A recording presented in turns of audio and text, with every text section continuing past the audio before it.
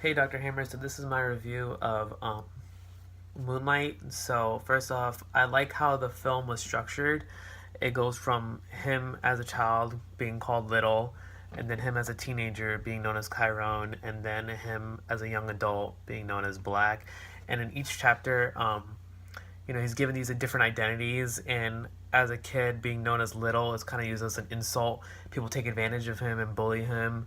And then when he becomes Chiron, um, he becomes a little bit more of his real self, but as he becomes Black, he represses his real self, and he uses it to become a gangster and puts on this persona and this facade, and acting hard. And even when Kevin sees him after all those years, he was just like, "Oh, so you're hard now? Like, I would have never expected that.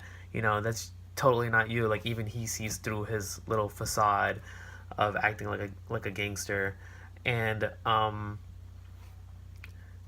it's also funny because when he gets older, he pretty much becomes Juan. And, one of the reasons for this is probably because that he was one of the few people in his life that he knew was well respected and nobody really messed with him. So he was like, oh, maybe I become a gangster like Juan and start selling drugs like Juan. Like, people won't bully me anymore. And the character development in each of these parts is evenly spaced, and it shows you just how complex his character is and just how important each of these details are throughout the story. I also enjoyed like the camera and the sound work in the film. I thought it was excellent. There was a lot of shots from behind right before like a big event was about to happen, like when he was walking to school. It took a pretty long time to get to the classroom, but then he finally beats Terrell with the chair, and then also going to the restaurant. The scene from behind, and he goes in, and another big event happens.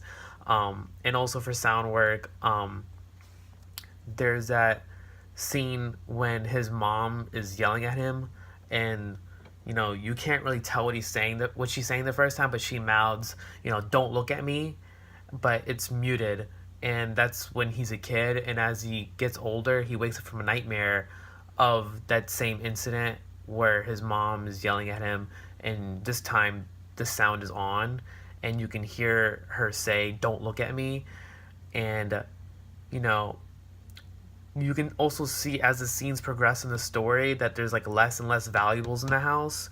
So um you can only assume that she sold these valuables to support her drug addiction. And "Don't look at me" would then translate to "Don't judge me for choosing my crack addiction over raising you and stuff." um and also there was like another scene later on when um right before asking Chiron for money, she comes out the house and says like some things about how he's doing and stuff like that. And the voice and her face on camera don't match up, so that's used to represent like her coming off her crack high. So she goes to beg money from him while she's still high. um so I thought that was a great way of representing that. And then more on sound, when they're at the beach, Kevin mentions like the breeze and says that the breeze you can, sometimes you can feel in the hood, and it makes you, just want to feel it for a second and stop. And this is equivalent to being able to relax and being able to like being your real self and not having to put on like a persona. And even in the beginning, like Juan says that one day you're gonna have to decide um, who you're gonna be, and nobody can decide that for you. And he says that at the beach, with the breeze coming, and this breeze is audible again near the end when he's talking to Kevin, and he's admitting that Kevin's the only person that has ever touched him. The breeze is audible also at that moment. So that's like the one moment when he's not putting on the persona of being hard. Um, so um, yeah, overall, I'd probably give this movie like a 9 out of 10, only because I wish it was longer. It was a pretty good movie, though. But that's the end of my review.